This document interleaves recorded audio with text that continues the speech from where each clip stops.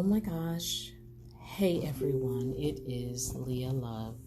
It has been several months since I have recorded a podcast. I have been asked about it, and I was definitely taking a mental break pretty much for all of 2020. So I have been thinking about doing video recordings again, and then I realized that my life still is not capable of providing enough consistency to where I can hop on video.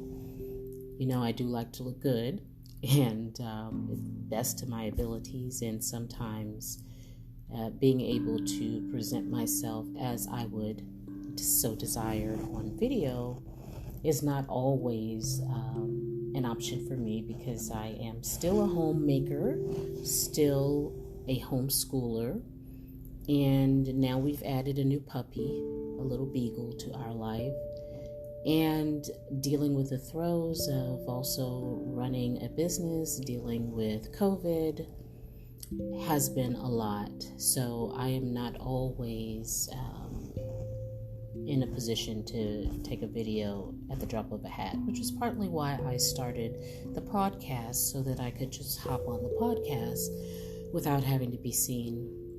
But even that, I took a break from it. And now that I'm thinking about getting a lot off of my chest, I realize that there are times where I just don't want to even type out a lot. I had been really enjoying Instagram. I am Leah, Leah, Love, online on Instagram. So you can find me by typing in those 3 words, and really enjoying a conversation and the content that I've been producing on Instagram, especially since Facebook has been an outlet that is increasingly distasteful to me. So really been enjoying Instagram, but now I'm at a space where I need a break. And I realize that what's going on in 2020 has just been insanely out of this world, from dealing with the advent of COVID into the election year, which means that we have the mainstream media sponsored propaganda blitz about the shootings of quote unquote unarmed black men, or the killings of unarmed black men. And for those of you who may not know, I am what one would consider a conservative, though I have never voted Republican. But as the years go on, I am definitely much more conservative than I've ever been before in my life. So if you are of, radical liberal leaning political philosophies, you definitely will want to tune out from here on, because any posts or podcasts that I put out is definitely going to be spoken from my conservative point of view. And while I am not political, I don't keep up with everything that Trump is doing, or even Republicans for that matter.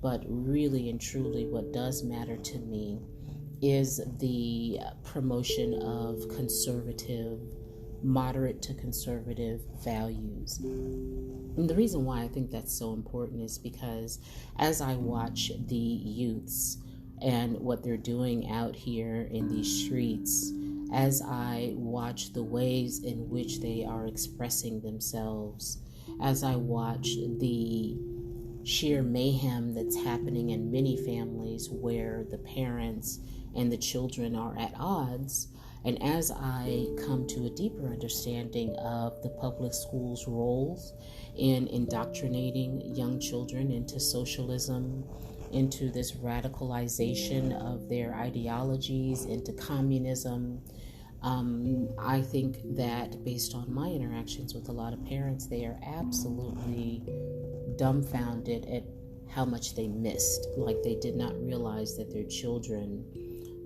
were little Marxists walking around in their homes. Meanwhile, these children are experiencing a great deal of prosperity and peace in their lives, and particularly in consideration of the ways in which many other people around the world are living. American children are definitely privileged children for the most part. And so we have this huge stretch in ideological odds between parents and their children, and we are finding households becoming very tumultuous. We're finding friendships falling apart over wokeness, over white privilege versus black oppression. We're finding friendships between whites and blacks have been torn asunder. I've gotten several messages from white individuals who have felt that they've never been racist. They've had very difficult lives, don't see themselves as being privileged, and are truly baffled as to what they can do to help. They're feeling guilt-ridden, they're feeling ashamed, they're feeling as if, they just can't seem to make their previous friends understand that, they are not part of the problem. They don't subscribe to white supremacy, and they really want to know what they can do to help. But they also want to be able to tell the truth, which are, the stats that, what was it in 2019, that there were a total of 9 unarmed black men who were shot by cops, and it's nothing at all comparable to the numbers that are being thrown around, as well as the ideologies that the young have. I have even heard from my own bonus daughter here in the home, who's 16 and a half, that she felt very fearful walking out of the front door, that she might be victim to police brutality. Now, clearly, if you saw our neighborhood, we never even see police in this neighborhood. It is a manicured, very comfortable, upper middle class neighborhood where, there's no trash everywhere, there's no graffiti. This is clearly not the ghetto. These children have not experienced true racism that even I myself might have experienced growing up in the 70s and 80s. And yet these children are here indoctrinated into this ideology that they their necks are under the police's boots 24/7. And it's just absolutely not true. I don't believe that at all. Their life has certainly not bared witness to that. And yet they truly labor under this psychological, frightening fear. And because of that, that's what just really sends me off the deep end, to be honest. I become so enraged that young children's lives are being damaged by the very fact that they are living in a prism that's not real. And those who are benefiting from this are not focusing on these young children in terms of their life trajectory and the best for these children. They are simply using these children and being quite vampiric in using their energy to usurp many years of their productive, youthful lives. And I personally understand what it feels like to go through the victimization mindset, the constant perpetual victim. I used to be far left growing up, but partly this is why I get so upset about it, because I wasted so many years. I wasted so many years being angry, being fearful, being minimized, feeling like I was a victim, feeling like whites were not going to like me here or there, even though for the vast majority of my life I had not really experienced anything like that, but I was indoctrinated.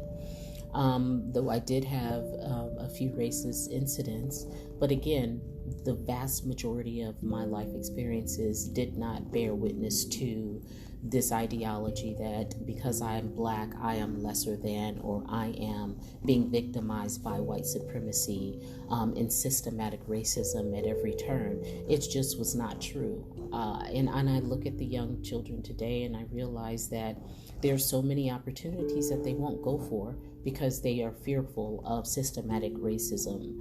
There are so many opportunities that they will allow to pass them by or won't even avail themselves to because of this mindset.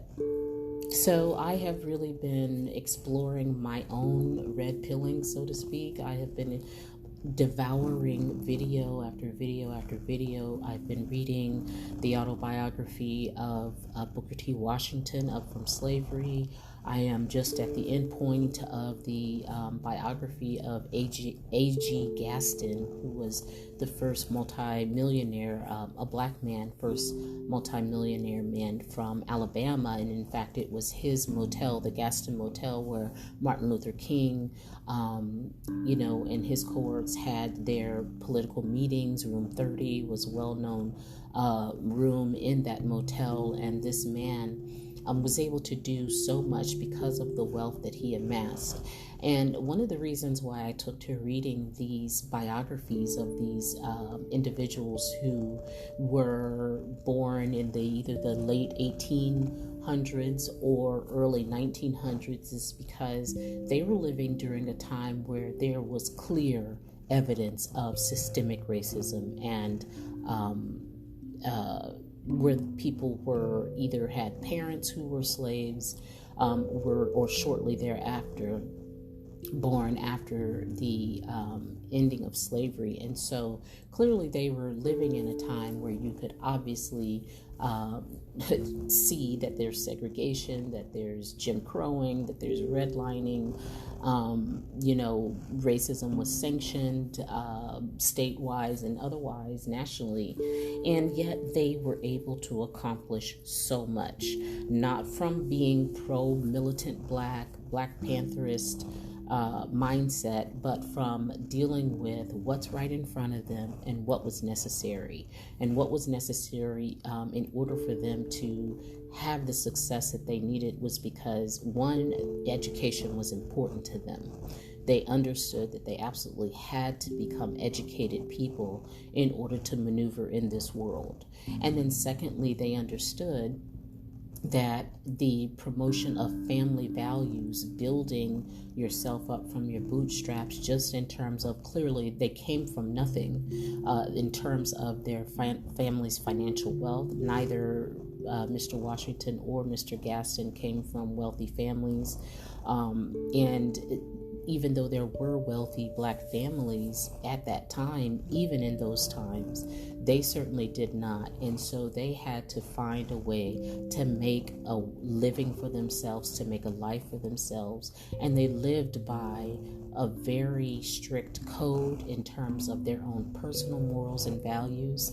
And by sticking to that, rather than going left or right or dealing with frivolity, and or these ideologies of steeped in anger, when they had an absolute right at that point to be much more angry than we are today. They had every right to feel victimized during those times, much more so than today, and yet they, just put their nose to in the books and they got to work. And they were able to amass substantial fluidity, wealth, as well as they were able to employ many Black people. They were able to create educational institutions that allowed Black people to learn how to navigate the world in which they were living, and therefore have income for themselves, and then therefore be able to build wealth for their families. And in learning from these great elders, I realized that there's always been two streams of Black individuals: those who were forward-thinking,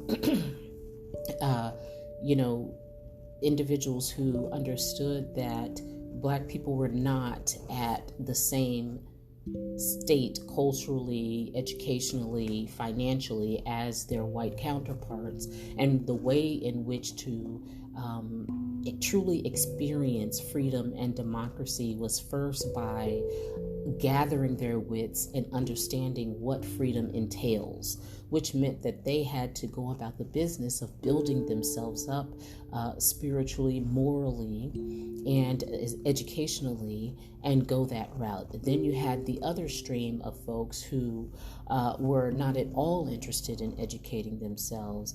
They were looking for the quick buck. They were looking for excuses to not push themselves forward through their own willpower. They were looking for a handout, or they're looking for someone else to help them and to just hand things to them. And yes, that's a very real personality and character trait. And we have bodies of, education and knowledge that are stemming from either of these routes, either of these tracks of thinking. And so while the first set of people were eventually called sellouts, they were called, kowtowing to the white folk, Uncle Toms, coons, etc. And the other ones were the so-called more militant, Black Power, pro-Black, pro-Back to Africa. Various movements stemmed from that. And we have seen, now that we are in the year 2020, we are 120 years into this. I'm taking it from 1900.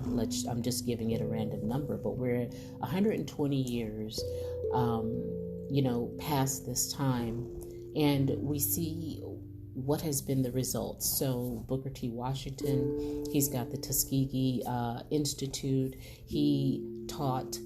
Hundreds of thousands have gone through his institution and learned what they needed to learn in order to become functioning citizens, and gone on to have great careers. And he's got a legacy. A.G. Gaston, had funeral services. He provided insurances. He created his own banks. He was able to create mortgages for thousands of Black families who could not get mortgages, home mortgages, from white banks. He was able to fund a business school that taught tens of thousands, I believe it was more than 80,000 Black individuals, to learn secretarial skills, how to perform their skills in a business environment as opposed to just strictly agricultural. His wife was instrumental in starting the federal student loan program. In the 1960s, she went and spoke before Congress, and her name was Minnie Gaston. And she was also instrumental in running the business college, the business school.